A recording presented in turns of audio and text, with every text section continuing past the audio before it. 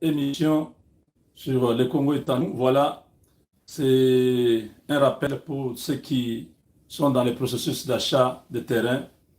Nous vous informons que le 7 juillet, nous serons à Dallas. Tous ceux qui ont acheté le terrain depuis le mois de novembre l'année dernière, même ceux qui avaient acheté un peu avant, qui n'étaient pas venus au mois de décembre, faute de rendez-vous à l'ambassade, nous vous prions de faire vite avec euh, vos démarches pour avoir les visas. Nous n'avons pas de problème. Les invitations, nous allons vous les donner, mais vous devez être sûr que vous avez un rendez-vous confirmé, vous avez payé pour ce rendez-vous-là. Il faut faire vite. Tous ceux qui ont acheté des terrains avec nous, nous attendons vous voir au mois de juillet aux États-Unis. D'autres viendront au mois de décembre, mais j'aimerais voir un grand nombre de personnes au mois de juillet. Donc, commencez, ceux qui ont commencé un peu avant, ceux qui sont en retard, faites tout, contactez Madame Francine au plus 1 469 720 60 93. Et là, pour que vous puissiez terminer votre procédure d'obtention des visas. Vous devez déjà acheter votre terrain. Si vous avez déjà acheté, vous êtes dans le bon. Si vous n'avez pas encore acheté le terrain, même si on vous a envoyé un contrat, ça ne compte pas. Le contrat ne vous donne pas droit à jouir de votre terrain.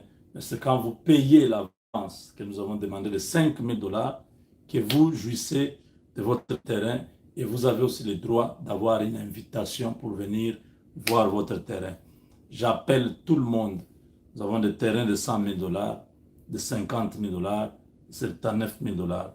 Si vous payez seulement 5 000 dollars, vous avez ce terrain-là. Le reste d'argent sera payé échelonnement. Donc, nous attendons vos appels. Contactez-moi. Appelez sur WhatsApp.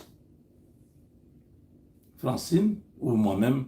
Mon numéro, c'est le 972 891 09 76. Si je ne réponds pas au téléphone ou Francine, laissez un message.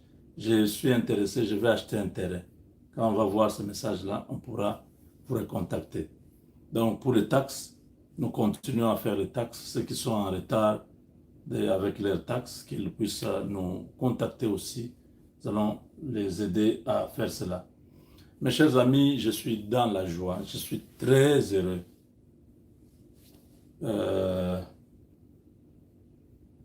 De pouvoir parler. Je ne sais pas si quelqu'un se rappelle.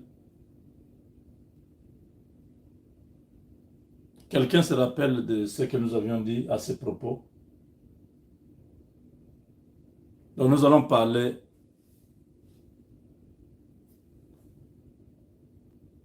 du dossier du député national Mwanga Chuchu.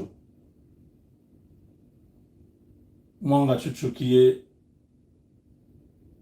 un des acteurs majeurs dans l'exploitation du coltan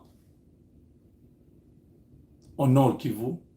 Nous vous avons dit que Rubaya, la mine de Rubaya, c'est la mine la plus importante au monde en termes du coltan.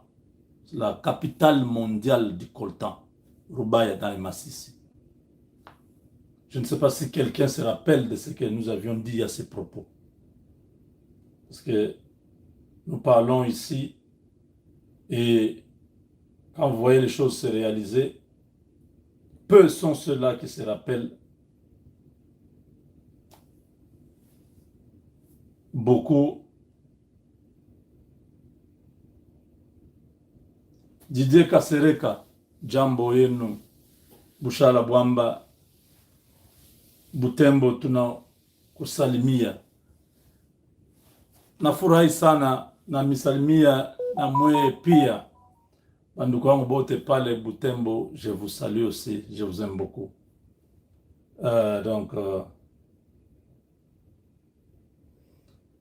Oh, dire Ray, moi je ne suis pas dans... Il est congolais, de Massissi. Non, non, je ne suis pas dans ce débat-là. Bon, moi, je suis de Moueka. Où est le problème? Je dis ceci. Direi, Mwanga Chouchou, s'il est Congolais de Massissi, il a trahi son pays, oui ou non? On l'a attrapé avec les armes, oui ou non?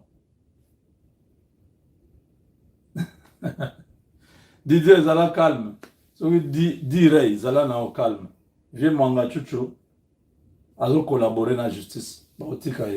Après ça va à Biloko, tout au aider Congo. Alors, nous avons dit sur cette chaîne qu'il faut suspendre toute activité minière. Vous ne vous rappelez pas? C'est que suivent les émissions chaque jour. Il y a un mois, dans les émissions, quand on a arrêté le vieux, j'avais proposé, dit, avec ça, on doit stopper toute exploitation pour qu'on voie comment ces gens vont encore s'enrichir des minerais congolais.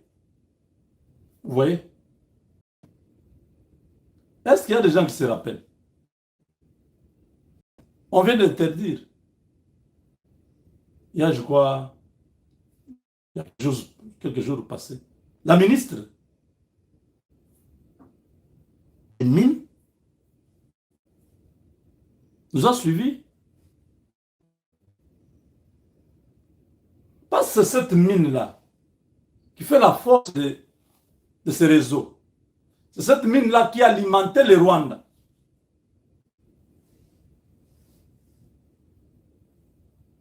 C'est cette mine-là qui a enrichi le Rwanda.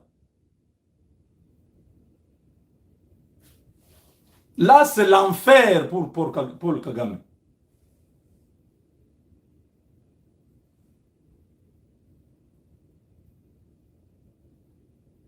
Rien ne marche pour Paul Kagame. Tout est en train de s'effondrer autour de lui. Son économie par terre, pas de finances, la crise est criante au Rwanda. Les fonctionnaires ne sont pas payés. La crise est réelle. Maintenant, vous ajoutez ça.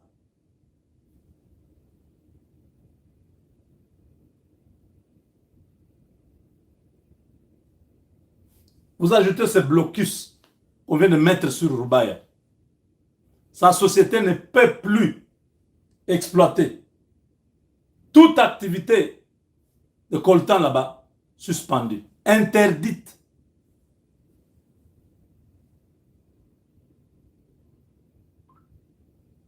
Nous avons demandé ici.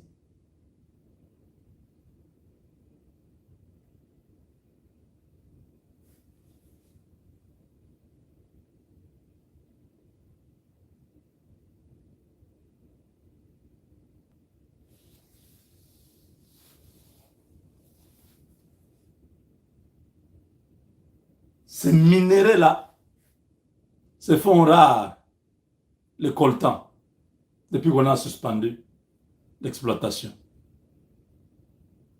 Parce que c'est ces minéraux qui ramenaient les armes. On vend, on ramène les armes, on continue à déstabiliser, on continue à piller, on amène les armes. C'est un cycle qui ne devait pas s'arrêter. Avec l'arrestation de ces papas, on n'a pas... Eux tous ne s'attendaient pas.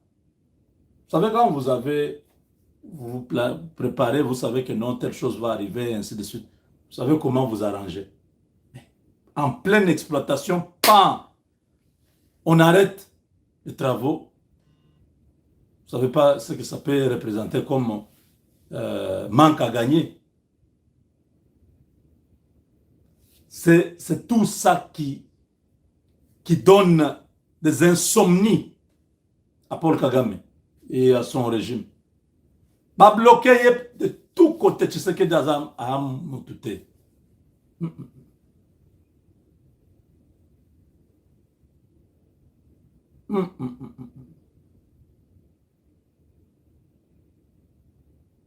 Beaucoup de fermes qui sont là-bas, dans les massifs. Maintenant, là, tout est sous contrôle. Tous ces permis illégalement attribués à tous ces Rwandais-là, on est en train de récupérer tout. Mais si les Dan Gettler n'ont pas résisté, ils ont remis les terres congolaises, ils ont remis les gisements. Seulement les Rwandais ici. Dan Gettler avait le lobby terrible à Washington, à Tel Aviv, en Europe. Tshisekedi a dit, pas question. Tu remets les histoires ou alors nous allons te mener la vie dure.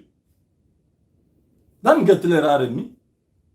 Et tous les Rwandais qui se pavanaient à l'est là-bas, qui croyaient que c'est fini, les histoires là leur appartiennent. C'est terminé. Le Congo va récupérer ces histoires. Ils ont abusivement pillé le pays grâce à leurs frères qui étaient au pouvoir.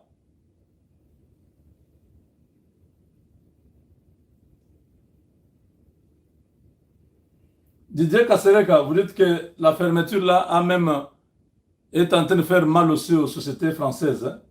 Ouais.